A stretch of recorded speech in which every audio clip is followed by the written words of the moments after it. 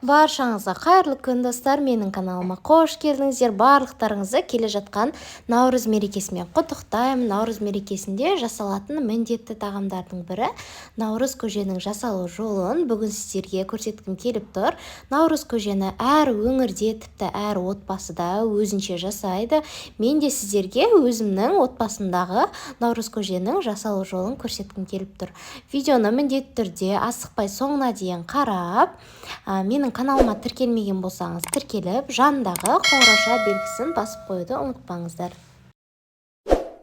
Ең алдымен бізге осындай кішкене қазы мен жылқының сүрленген еті қажет болады.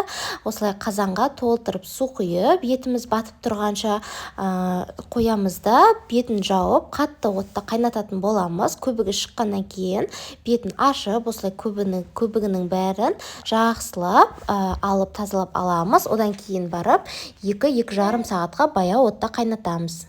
Негізінде наурыз көжеге 7 түрлі тағам қосылады. Мен жүгері, бидай, күріш, мен негізі маш қосқанды жақсы көретін едім. Менде маш болмай қалғандықтан орнына күріш қосып жатырмын. Құрт, айран және де қолдың кеспесін қосқанды жақсы көремін. Өзім турап алдын ала дайындап қойдым. Күріштің, бидайдың және де құрттың бетіне ыстық суды құйып, беттерін жауып қоямыз. Сонда жаңағыдай артық суды өзіне тартып, бұқтырып алады да пісіруге оңай болады.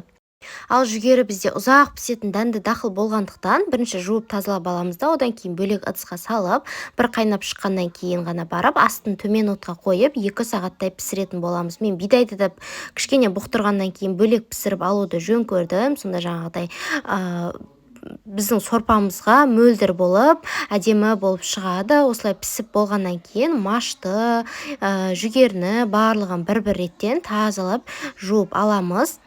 Мен негізінде осылай қиын пісетін дәнді дақылдардың барлығын бөлек пісіріп алуды жөн көремін. Себебі жаңа қайнап жатырған кезінде көп суды талап етеді және де сорпамызды мутный етіп жібереді. Сондықтан бөлек пісіріп аламын. Одан кейін етіміз пісіп болғаннан кейін етімізді бөлек ситамен осылай алып аламыз. Өкінішке орай менің қазым осылай бөлініп кетіпті. Ешнәрсе етпейді, турап жібере саламыз. Сондықтан бетін кішкене қалыңдау етіп тігіп салғандарыңыз дұрыс болады. Одан кейін сорпамыз осылай ситаның көмегімен тағы бір рет тазалап жібереміз. Менде қазы кішкене майлы болғандықтан сорпасына майы өте көп шығыпты.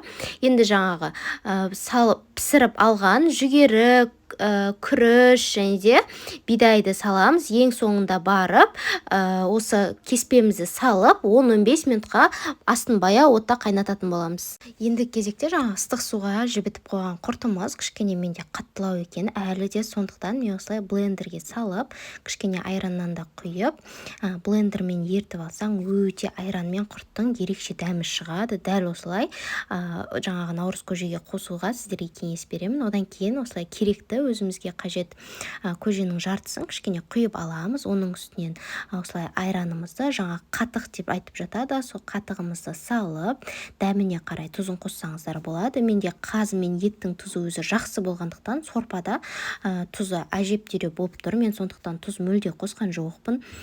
Тіпті кішкене ақ су қосып жібердім десем де болады. Сондықтан жаңағыдай тұзын қарап, солай өздеріңіз дәміне қарай көресіздер. Міндетті түрде осы наурыз көжені жасап көріңіздер. Кеспе қосып жасалған наурыз көже өте тойымды болады. Баршаңызға осы келе жатқан наурыз мерекесімен құттықтаймын.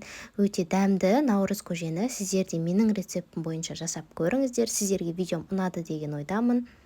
Сіздермен болған арайлым.